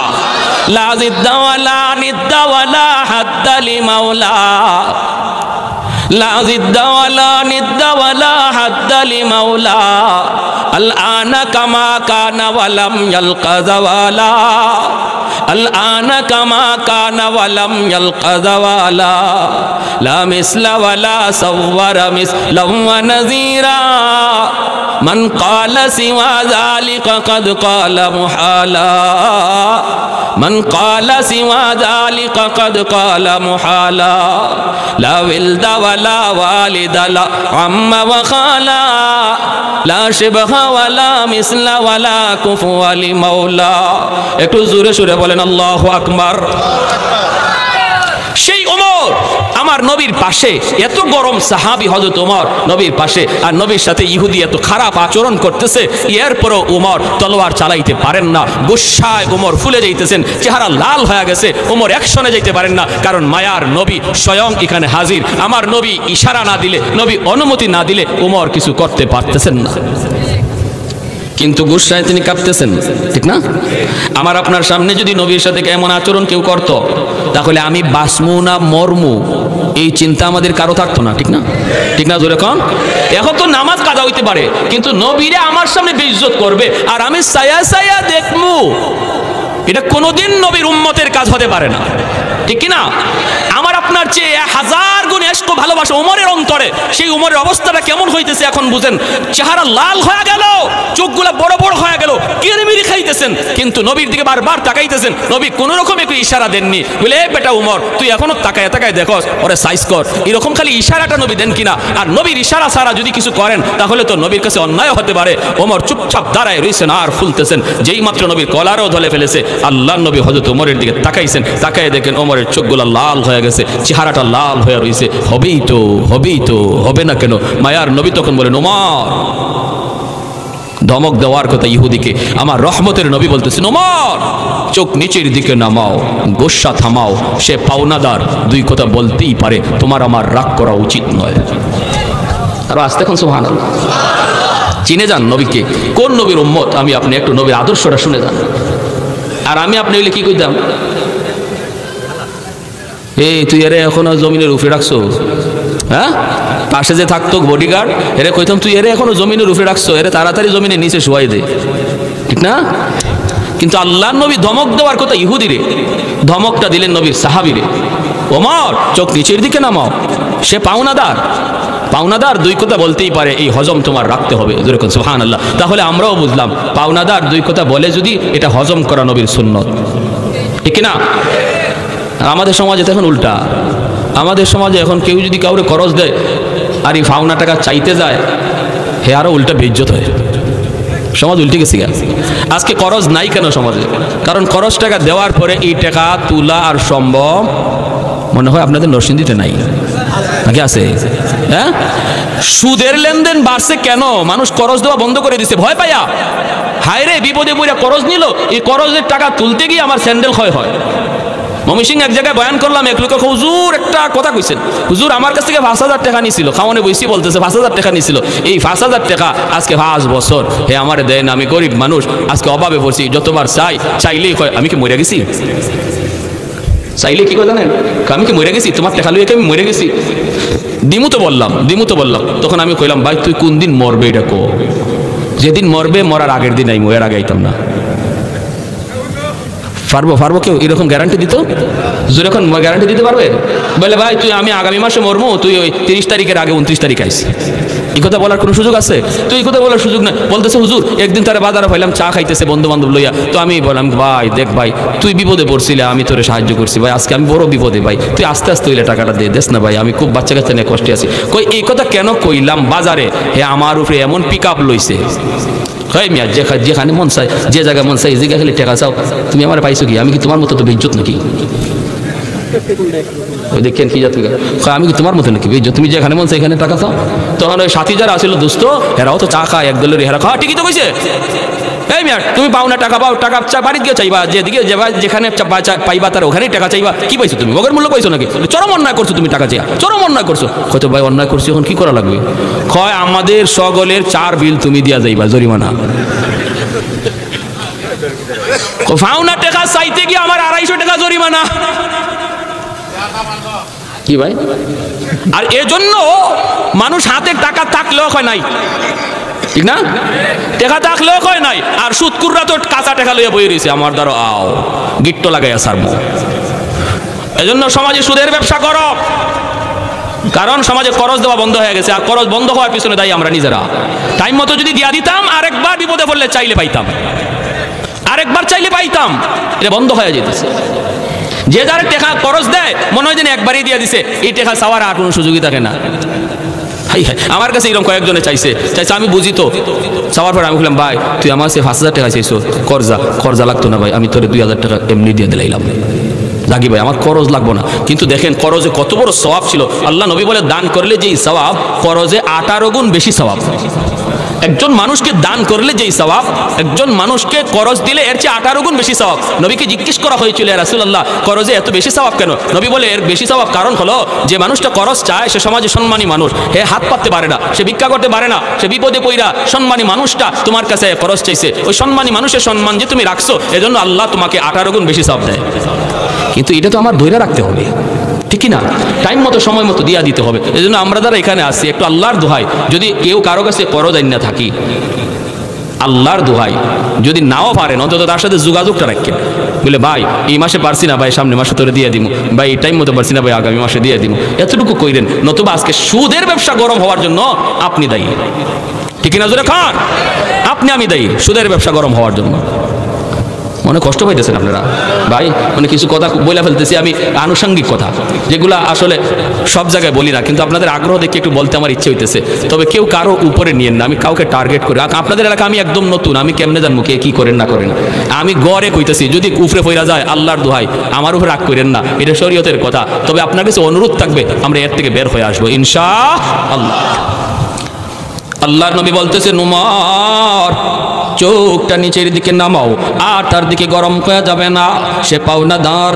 তুই কথা বলতেই পারি রে উমর, এ উমর আসো আমার কাছে আসো। নবীজি কাছে ডাইকে আনলেন, আইনে নবী কানে কানে বলতেছেন উমর যাও এখনই তার খেজুর দিয়ে আসো, 40 মণ খেজুর তারে এখনই দিয়ে দাও। আল্লাহর নবীকে উমর বলেন নবী গো 3 দিন তো এখনো বাকি আছে। নবী বলেন উমর রে সে তো মানতে রাজি না, অতএব তার সাথে আর বাড়াবাড়ি করে লাভ নাই, খারাপ আচরণ করে লাভ নাই, এখনই তারে দিয়ে দাও। আর উমর একটু শুনো শোনো, তারে যখন 40 মণ খেজুর তুমি দিবা আরো 10 খেজুর তারে বেশি দিয়া দিও। হযরত উমর বলতেছে মায়ার নবী গো, ওগো রহমতের নবী, ওগো দরদি নবী, কেমন করে আপনি হজম করলেন? আল্লাহু আকবার। ওগো দরদি নবী কেমন করে আপনি আচরণটা হজম করলেন গো নবী? আপনাকে আল্লাহ কেমন ভাবে বানাইছে গো, আল্লাহ কেমন ভাবে আপনারে বানাইছে? এজন্য আল্লাহ বলেছে বন্ধু তুমি জগতের জন্য রহমত, তুমি জগতের জন্য রহমত। হযরত ওমর বলতেছে নবী গো 10 বেশি কে তারে কেন দিব? এত খারাপ আচরণ করলো এরপরে আবার বেশি দিব কেন? মায়ার নবী তখন বলেন উমর রে তুমি যে তার দিকে রাগ করে তাকাইছো এর জরিমানা হলো 10। कौनैन मुख्तार खुदा तुमको बनाया, कौनैन मुख्तार खुदा तुमको बनाया, उम्मत का निगाहबान खुदा तुमको बनाया, उम्मत का निगाहबान खुदा तुमको बनाया। मौला मेरा आका मेरा रहमत की नबी है, ताजदार मदीना की तुम्हारे अरबी है, ताजदार मदीना के तुम्हारे अरबी है। अशजार ने देते हैं नबूवत के शहादात, तशकीक कमर में है तो अंगुल की इशारात, तशकीक कमर में है तो अंगुल की इशारात। एक जोरे सुरे बोलें अल्लाहु अकबर। হযরত ওমর কথা আর বাড়ালেন না, সাথে সাথে হযরত ওমর লোকটারে ডাক দিলেন মিয়া আসো তুমি তোমার খেজুরগুলি নিয়ে যাও। হযরত ওমর লোকটারে নিয়ে তিনি বাইতুল মালে হাজির হয়ে গেলেন, 40 মণ খেজুর তারে দিয়া দিলেন।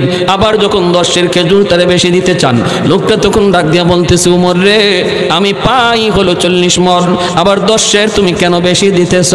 হযরত ওমরের এমনি তো মিজাজ খারাপ, এমনি তো মাথা গরম হয়ে রইছে, আবার প্রশ্ন যখন করে বেশি কেন দিতে চাও? হযরত ওমরের রাগ আবার বেড়ে গেল, আবার তিনি হজম করলেন আর বলতেছেন কথা বাড়াইও না, যা দেই লইয়া তুমি সোজা চইলা যাও, আমারে আর তুমি গরম কইরো না। কেন 10 বেশি দিলাম প্রশ্ন কইরা আমার গুসা বাড়ায়ও না, বাড়ায়ও না। ইহুদি তখন ডাক দিয়ে কইর উমর আমি নিব না, 10 আমি বেশি নিব না যতক্ষণ পর্যন্ত এর কারণ না জানছি। হযরত ওমর চোখের পানিটা বসে না বলেন আজকে আমার মায়ার নবীর সাথে তুমি যে আচরণটা করেছো, রহমতের নবীর সাথে যে আচরণ তুমি করেছো, যেই নবীকে আল্লাহ গোটা জাহানের জন্য রহমত বানায় পাঠাইছে, যেই নবী না আসলে তোমার মতো এই জাহান্নামের কীট আল্লাহ দুনিয়া পাঠাইতো না, আমার ওই মায়ার নবীর সাথে আজকে যে আচরণ তুমি করলা তাও আমি ওমরের সামনে আমি ওমর রে চিনুনি? বলে চিনি তো, ভালো করে চিনি। আমার সামনে আজকে যে আচরণ তুমি করছো নবীর সাথে, যদি আজকে এখানে আমার নবী না থাকতেন তাহলে এই মুহূর্তে তোমার ঠিকানা কত মাটির নিচে। এটা বুঝো, বুঝি। কিন্তু এরপর আমি ওমর গুসাটারে হজম করলাম। আমি জানি আজ আমি ওমরের কত কষ্ট হয়েছে আমার গুসাটারে হজম করতে। এরপরও হজম করা লাগছে, কারণ রহমতের নবী এখানে স্বয়ং হাজির। এরপরও নবী তোমাকে ধমক দিলেন না, ধমকটা দিলেন আমাকে, কানে কানে আমাকে বলেছেন, ওমর রে তারে 10-এর বেশি দিয়া দিও। আমি নবীকে জিজ্ঞেস করেছিলাম, নবী গো 10-এর কেন? আমার রহমতের নবী বলেছেন, আমি যে তোমার দিকে রাগ করেছি, চোখ লাল করেছি, এর জরিমানা হলো 10-এর। সাথে সাথে ইহুদি কান্না শুরু করে দিল। ইহুদি কান্না করে আর কই, ওমর আমি খেজুর নিতে আসি নাই, আমি মায়ার নবীর ধৈর্য পরীক্ষা করতে এসেছি, কারণ আমি তাওরাত কিতাবের একজন পণ্ডিত। তাওরাত কিতাবের ভিতরে আখেরি জামানার নবীর যতগুলি আলামত তাওরাত কিতাবে রয়েছে রে, সবগুলি আলামত আমি মুহাম্মাদুর রাসূলুল্লাহর কাছে পেয়েছি। একটা কথা ছিল এমন তাওরাত কিতাবে, সেখানে আল্লাহ লিখে দিয়েছে আমার আখেরি নবী আমার দোস্ত এমন ধৈর্যশীল হবে, তার সাথে খারাপ আচরণ করলেও সে খারাপ দিয়ে জবাব দিবে না, খারাপ ভাষায় যদি কেউ গালি দেয় তিনি খারাপ ভাষায় জবাব দিবে না, ইনি এতটা ধৈর্যের পাহাড় হবে, ধৈর্যের পাহাড়। এই পরীক্ষাটা আমার এখনো পাওয়া বাকি ছিল, অতএব আমি ইচ্ছা করে খারাপ আচরণ করেছিলাম। সেই আলামতটা পাওয়ার জন্য ওমর রিয়াজ আমার প্রমাণ হয়ে গেছে ইনি মুহাম্মদুর রাসূলুল্লাহ আখেরি নবী, যেই নবীর কথা আল্লাহ তাওরাত কিতাবে আগেই জানায় দিয়েছে। অতএব আমি আর দেরি করতে চাই না, আমাকে তাড়াতাড়ি কালেমা পড়া নবীর দরবারে নিয়ে যাও।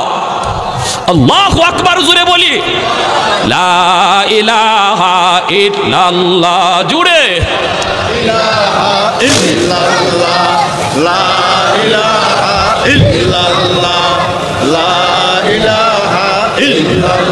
জুড়ে লা ইলাহা ইল্লাল্লাহ,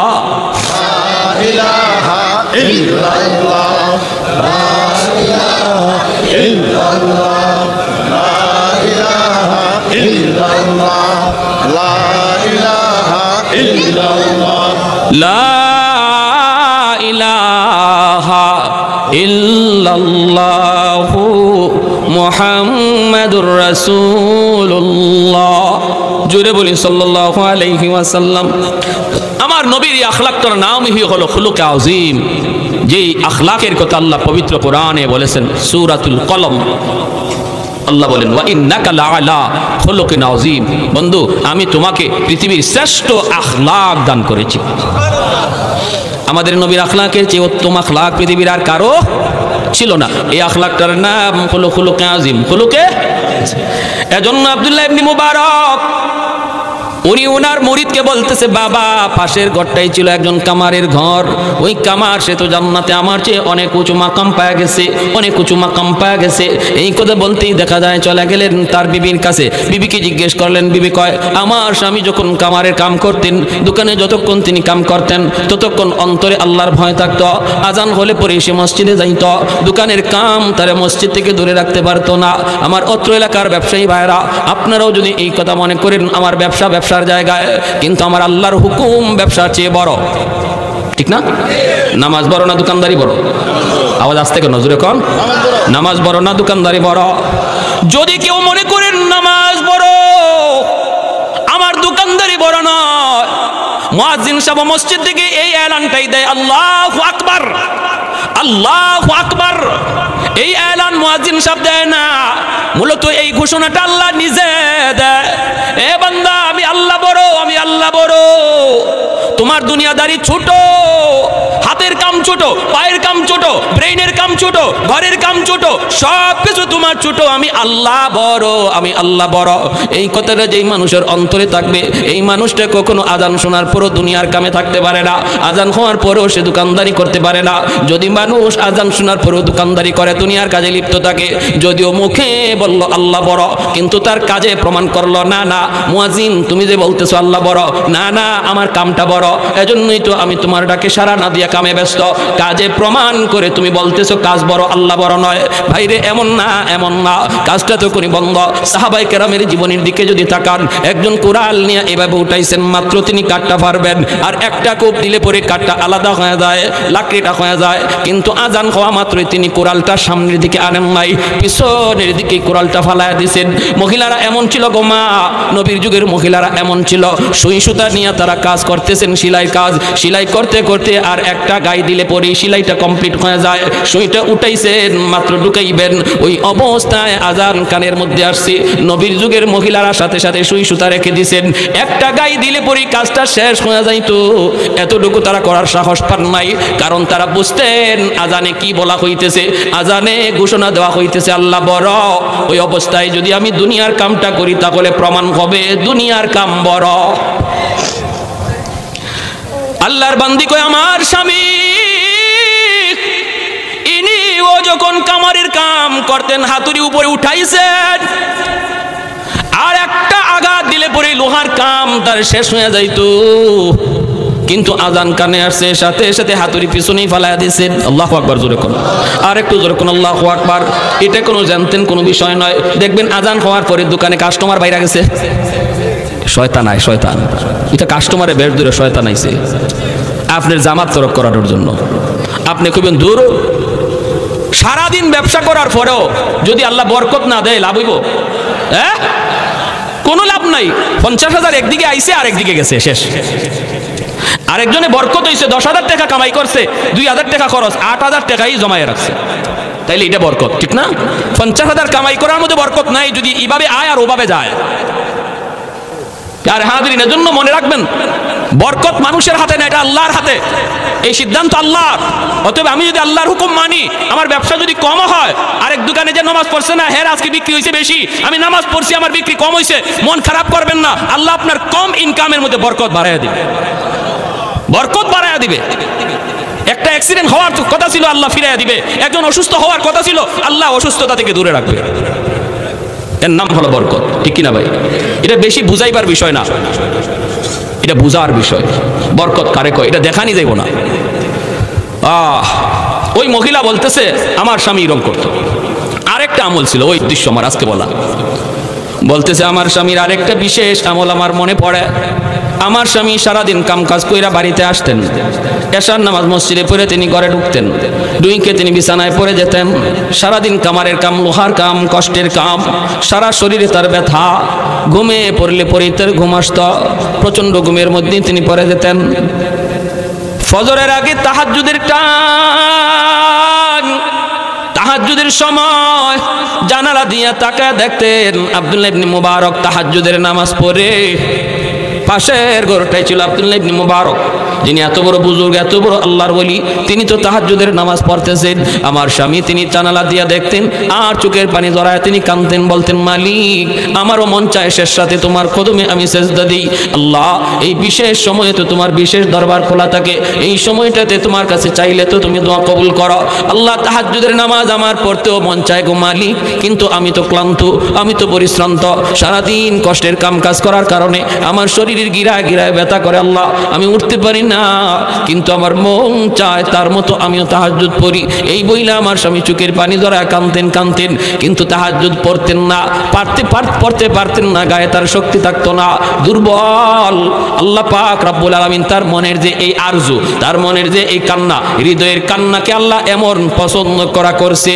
আব্দুল্লাহ ইবনে মুবারক তাহাজ্জুদ পড়া আল্লাহ পাকের দরবারে যেই মাকাম পাইছে, তার হৃদয়ের কান্না আল্লাহ কবুল করে তার মর্যাদা আরো বাড়ায়া দিছে।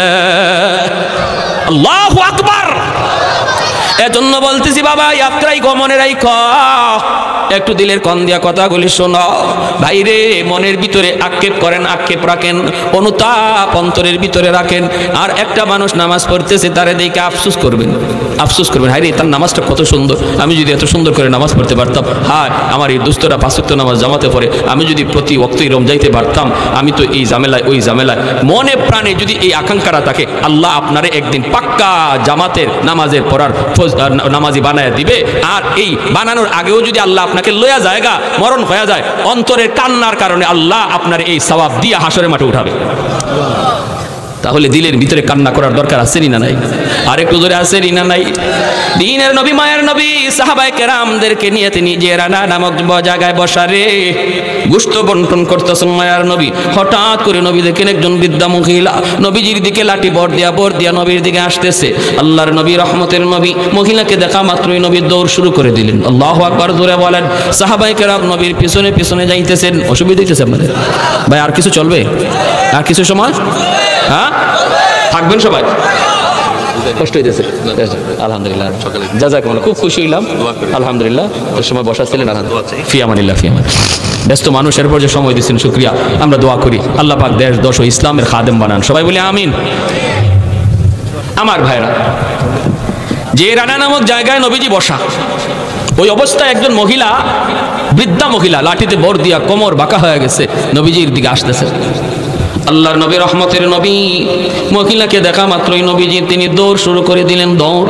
অথচ মায়ার নবী কারো সম্মানে নবী উঠতে হয় না, কারো সম্মানে নবী দৌড়াইতে হয় না, কারণ এই দুনিয়ায় নবীর চেয়ে সম্মানী কেউ, জোরে কোন আমার নবীর চেয়ে সম্মানী কেউ আছে? হ্যাঁ, এজন্য মায়ার নবী কারো সম্মানী নবী দৌড়াইতে হয় না, আগাইতে হয় না, দাঁড়াইতে হয় না। আল্লাহ নবী দৌড় শুরু করে দিলেন। সাহাবায়ে কেরাম নবীজির পিছনে পিছনে দৌড়াইতেছেন রে। হঠাৎ করে নবী মহিলার পাশে যায় বলতেছেন, মা গো, ও মা, তুমি কষ্ট করে নবীর দরবারে কেন এসেছো? কেন আমাকে তুমি খবর দিলা না? আমাকে খবর দিলে আমি তো তোমার দরবারে হাজির হয়ে যাইতাম, তুমি কেন কষ্ট করে এসেছ? এই বলে মায়ার নবী, দয়ার নবী তার গায়ে নবুয়তি চাদর, এই চাদর কারা নবী মাটিতে বিছায়া দিলেন। আমার নবীর নবুয়তি চাদরের দাম আছে না নাই? তামাম দুনিয়ার সমস্ত সম্পদ যদি এক পাল্লায় রেখে দেওয়া হয়, আমার নবীর গায়ের চাদর যদি এক পাল্লায় রাখা হয়, চাদরের ওজন কম হবে না বেশি? আরো জোরে, কম হবে না বেশি? ভাইরা বন্ধুরা, জন্ম বলতেছিলাম রে ভাই, নবীর গায়ের নবুয়তি চাদর নবীজি বিছায়া দিয়া বলতেছেন, মা গো, ও মা, তুমি নবীর নবুয়তি চাদরে বসো, এই চাদরে তুমি বসে যাও, কষ্ট করে এসেছ। মহিলা বসতে চাইলেন জুতা ছাড়া। মায়ার নবী বলেন, মা গো, জুতা ছাড়া নয়, তোমার জুতার ধুলিতে নবীর নবুয়তি চাদর ধন্য হবে। কে সেই মহিলা? কার এত দাম? ও আমার এই এলাকার মা বোনেরা, একটু মনোযোগ দিয়ে শুনো। মা গো, তোমাদের দাম অনেক বেশি, অনেক সম্মানী তোমরা গো। তোমরা নবীদের মা, তোমরা অলিদের মা, তোমরা নবীদের মা, তোমরা অলি আল্লাহদের মা। তোমাদের গর্ভ থেকে নবী এসেছেন, অলি আল্লাহ এসেছেন, মঈনুদ্দিন চিশতি, আব্দুল কাদের জিলানী তোমাদের পেট থেকে এসেছে। ওদের মনে রাখো, তোমাদের দাম অনেক বেশি, অলির চেয়েও মায়ের দাম বেশি, নবীর চেয়েও মায়ের দাম বেশি। আল্লাহু আকবার। এজন্যই মায়ার নবী তিনি বলেন, মা গো, তুমি নবুয়তি চাদরে জুতা সহ বসে যাও। আল্লাহর নবী কথায় তিনি বসে গেলেন। সাহাবায়ে কেরাম চিনেন না মহিলাকে, সাহাবায়ে কেরাম কোনদিন তারা দেখেন নাই। আল্লাহর নবীকে সাহাবীরা প্রশ্ন করেন, মায়ার নবী গো, এই মহিলাকে কি তার পরিচয়? নবীজি তখন বলেন, সাহাবীরা রে, তোমরা তো নবীর মাকে দেখো নাই, আমি নবীর মা তো শিশুকালেই বিদায় নিছেন, জন্মের আগেই নবীর বাবা দুনিয়া থেকে বিদায় নিছেন। তোমরা তো জানো তোমাদের নবীর একজন দুধ মা আছে রে, এই দুধ মার নাম তোমরা জানো নি? সাহাবীরা কয়, নবী গো, আপনার দুধ মার নাম হালিমা সাদিয়া। আল্লাহর নবী চুকির পানি মুছেন আর বলেন, সাহাবীরা রে, শুধু নবীর দুধ মার নাম শুনেছো, কোনদিন তোমরা দেখো নাই। আজকে ভালো করে দেখে নাও, আজকে ভালো করে দেখে নাও, নবীর নবুয়তি চাদরে যিনি বসছে গো, ইনি আর কেউ নন, ইনি হলেন নবীর দুধ মা, যার নাম হলো হালিমা সাদিয়া। আল্লাহ নবী বুঝাইলেন, উম্মতের দল, একজন দুধমার সেবা, দুধমার ইজ্জত সম্মান যদি আমি নবী এইভাবে করলাম, তোমরা তোমাদের আপন মারে কেমন সেবা করবা? আমি নবী যদি আমার মাকে পাইতাম কেমন সেবা করতাম? এজন্যই মায়ার নবী রহমতের নবী বলে, উম্মতের দল, মনে রাখো, রাদার রাব্বি ফি রাদাল ওয়ালিদাইন ওয়া সাখাতুর রাব্বি ফি সাখাতিল ওয়ালিদাইন। যেই সন্তানের উপরে তার বাপ মা রাজি থাকে, আল্লাহ তার উপর রাজি থাকে। যেই সন্তানের উপরে বাপ মা নারাজ থাকে, আল্লাহ তার উপর নারাজ হয়ে যায়। অতএব বাপ মারে খুশি করলে আল্লাহরে খুশি করা যায়। বাপ মা যদি নারাজ হয় রে যুবক, আল্লাহ তোমার উপরে নারাজ। যেই সন্তানের উপরে বাপ মা রাজি, এক নাম্বার দুনিয়ার ফায়দা হলো আল্লাহ তার হায়াতের ভিতরে বরকত বাড়ায় দেয়। অ্যাক্সিডেন্ট কথা ছিল তার হওয়ার, কপালে ছিল অ্যাক্সিডেন্ট, আল্লাহ মার দোয়া বাবার দোয়া থাকলে অ্যাক্সিডেন্ট থেকে আল্লাহ বাঁচায়। টাটা মাথার মধ্যে পড়ার কথা ছিল, বাপ মার দোয়া থাকলে আল্লাহ কাইটা দেয়। যে কোনো বিপদ হায়াতের ভিতরে আল্লাহ তোমার বরকত বাড়ায় দেয়। বাপ মার দোয়া যদি থাকে আল্লাহ বিপদ দূর করে দেয়, হায়াতে বরকত আল্লাহ বাড়ায় দেয়। 2 নম্বর হলো যদি তোমার বাপ মা তোমার উপর খুশি থাকে রে গোলাম, আল্লাহ তোমার রিজিকের ভিতরে বরকত বাড়ায় দিবে। বাপ মার দোয়া যদি তোমার থাকে, ছোট্ট দোকানদারি করলো বরকত বেশি হবে, ছোট্ট চাকরি করলো আল্লাহ বরকত বাড়ায় দিবে, রিজিকের ভিতরে আল্লাহ বরকত বাড়ায় দিবে। 3 নম্বর ফায়দা হলো তাফসীরের কিতাবের মধ্যে লিখেন, তোমার সন্তানকে আল্লাহ মানুষের মতো মানুষ বানাবে। তোমার সন্তানকে মানুষের মতো মানুষ বানাবে। যেই সন্তানগুলি লেখাপড়া করে, ওরা যদি লেখাপড়া করা অবস্থায় বাপ মারে মাইনা চলে, বাপ মার কথা মতো চলে, বাপ মারে কষ্ট না দেয়, আল্লাহ তার লেখাপড়ার ভিতরে বরকত বাড়ায় দেয়। ভাইরা বন্ধুরা, এজন্যই তো বাইজিদ বুস্তামি রহমতুল্লাহ আলাইহি পরীক্ষা দিবেন আগামীকাল। সারা রাত তিনি পড়ালেখা করতেছেন। ভাইরা গভীর রাতে মা ডাক দিয়া কয়, 10 বছরের বালক বাইজিদ, মা ডাক দিয়া বলতেছে, বাবা বাইজিদ, মার পানি তৃষ্ণা লাগছে, একটু পানি দাও। বাইজিদ কলসের মধ্যে দেখেন পানি নাই। পানি আনার জন্য তিনি ঘরের বাহিরে গেলেন, 1 গ্লাস পানি নিয়ে দৌড়ায় তিনি ঘরে আসলেন। আইসা দেখেন মা ঘুমা গেছে। এইবার ছোট্ট বাইজিদ মনে মনে ভাবতেছেন, আমি যদি এখন মাকে ডাক দিই মার ঘুম ভাঙলে কষ্ট হবে। মাথার পাশে গ্লাস নিয়ে তিনি দাঁড়ায় রইছেন। ভাইরা বন্ধুরা, শেষ রাতে মায়ের ঘুম ভাঙছে। মা দেখে বাইজিদ মাথার পাশে দাঁড়ানো, সাথে সাথে বুকে জড়ায় নিয়ে দোয়া করে, আল্লাহ আমার বাইজিদ আমাকে ডাক দিতে পারতো, ডাক দেয় নাই, আমার কষ্ট হবে। আমি মার এতটা সুখের চিন্তা যেই সন্তানে করলো, আমি মায়ের বদলা কি দিব? দেওয়ার কিছু নাই, আমার কাছে কিছু নাই গো। কিন্তু আল্লাহ তোমার কাছে অনেক কিছু আছে। আমি মার কাছে আছে শুধু 2টা হাত। আল্লাহ আমি 2টা হাত তোমার দরবারে বাড়ায় দিলাম। আমার বাইজিদকে তুমি ওলি বানাইলে আমি খুশি না, জগতের সকল ওলিদের সর্দার বানায় দাও। মা দোয়া করতে দেরি হয়েছে, কবুল হতে দেরি হয় না। এজন্য যুবক, লেখাপড়ার ফলাফল তুমি ভালো চাও, মা বাবারে খুশি রাখো, বাপ মার কথা মতো চলো। নবী বলেন, যদি বাপ মা খুশি থাকে আল্লাহ তোমার উপর খুশি আছে।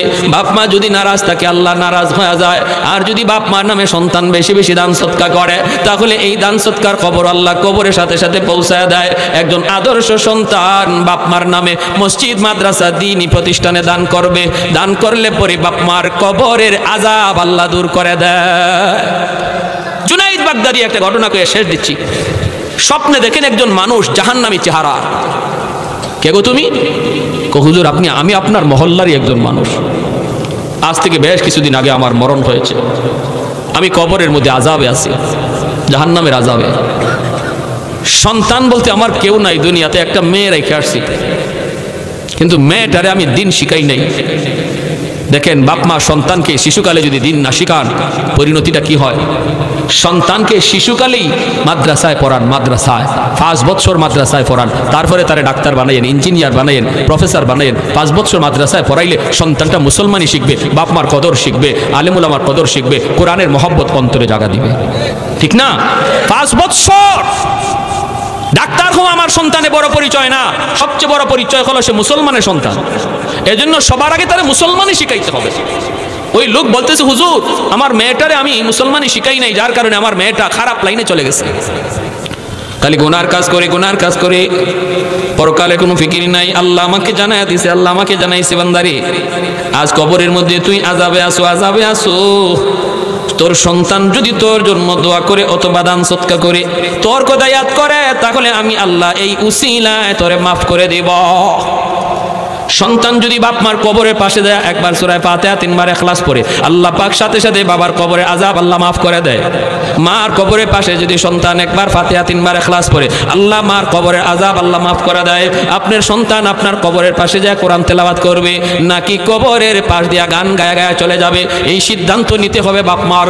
শিশুকালে যদি মাদ্রাসায় পড়ান, তাহলে কবরের পাশ দিয়া গেলেও কোরআন তেলাওয়াত করবে। ঠিক না? হুজুর আমি আপনার কাছে এসেছি একটু সাহায্যের জন্য। আপনি যদি আমার মেয়েটাকে খবর দিতেন, আল্লাহ আমাকে জানাইছে মেয়েটা যদি আমার কথা ইয়াদ করে আল্লাহ কবরে আযাব আল্লাহ মাফ করবে। জুনাইদ বাগদাদি ঘুম থেকে উইটা ওই মেয়েটার সন্ধানে তিনি বের হয়ে গেলেন। এলাকার মানুষকে জিজ্ঞেস করেন, বাবারা মেয়েটারে তোমরা চিনুনি? মানুষেরা কই হুজুর চিনিত, কিন্তু এই মেয়ে তো খারাপ, মেয়ে তো ভালো না। হুজুর আপনি মেয়ের কাছে গিয়ে কি করবেন? আল্লাহর ওলি বলেন, বাবারে কও তোমরা কোথায় গেলে পাবো? আমার একান্ত প্রয়োজন, তার কাছে যাওয়াই লাগবে। মানুষেরা কয় হুজুর নদীর ঘাটে যান, নদীর ঘাটে গোসল করে। আল্লাহর ওলি জুনাইদ বাগদাদি তিনি নদীর ঘাটে দাঁড়ায় রইলেন। মহিলা গোসল কইরা ওইটা কয়, মৌলবী তুমি কি চাও? আল্লাহর ওলি বলতেছেন, মাগো আমি কিছু চাই না, আমি একটা খবর নিয়ে এসেছি। কার খবর? কয় তোমার বাবার খবর। কয় আমার বাবার আবার কিসের খবর? বাপ তো কবরে চলে গেছে। আল্লাহর ওলি জুনাইদ বাগদাদি কয়, মা তোমার ওই মৃত বাবার খবর নিয়ে এসেছি গো। তোমার বাবা কবরের মধ্যে বড় আযাবে আছে, জাহান্নামের চেহারা তার চেহারা হয়ে গেছে, আগুনে পড়তেছে। আমাকে জানাই দিছে তোমার বাবা, তোমার বাবাকে আল্লাহ জানাইছে তুমি যদি তোমার বাবার জন্য দান সদকা করো, অথবা তার কথা ইয়াদ করো, অথবা দোয়া করো, আল্লাহ তোমার বাবার কবরের আযাব আল্লাহ মাফ করে দিবে। এমনি মেয়েটাই কয়, মৌলবী আমি কি আবার দান করব? আমি আবার দান করব? মরা মানুষ মইরা গেছে, আবার তার জন্য কি করার আছে? মানুষ যখন গুনাহ করে তখন গুনাহ করতে করতে কলব শক্ত হয়ে যায়, কলিজাটা পাথর হয়ে যায়, চোখ দিয়া পানি আসে না। যখন দিল নরম হয় না তখন বুঝবেন কলিজা শক্ত হয়ে গেছে, এটা গুনাহর মস্ত বড় বদাসর, কলিজা শক্ত হয়ে যাওয়া। ভাইরা বন্ধুরা, জুনাইদ বাগদাদি যতই কয় মেয়েটার মন নরম হয় না, নরম হয় না, মরণের ভয় তার অন্তরে নাই। হঠাৎ করে এক মুষ্টি পানি হাতে লইয়া জুনাইদ বাগদাদির দিকে এইভাবে পানিটা ঢিল মারছে, আর কয় মৌলবী এই পানিটা আমার বাপের লাগে আমি সদকা করলাম। জুনাইদ বাগদাদি বড় কষ্ট পাইলেন। আল্লাহর ওলি তিনি সইরা গেলেন, পানিটা তার গায়ে লাগলো না। তিনি চলে যাইতেছেন মনে কষ্ট লইয়া, আর কান্দেন, বলেন মালিক এমনও সন্তান বুঝি হয় যেই সন্তানের কারণে বাপ মা রাতকে দিন বানাইলো, রক্ত পানি করলো। এই সন্তান বাবার এত বড় কষ্টের, এত বড় বিপদের কথা শোনার পরও একটুও তার দিল নরম হলো না। এই মনে কইরে জুনাইদ বাগদাদি চলে গেলেন। রাতের বেলা আল্লাহর ওলি ঘুমাইলেন, স্বপ্নে দেখেন ওই মানুষটা আজ রাতেও স্বপ্নে দেখা দিয়েছে, কিন্তু আজকে তার চেহারা জান্নাতি মানুষের চেহারা। আল্লাহর ওলি জিজ্ঞেস করে, ভাই আপনি কে? কয় হুজুর আমি আপনার এলাকার ওই মানুষ যে গতকাল এসেছিলাম। গতকাল তুমি ছিলা জাহান্নামী, আজ তুমি জান্নাতি।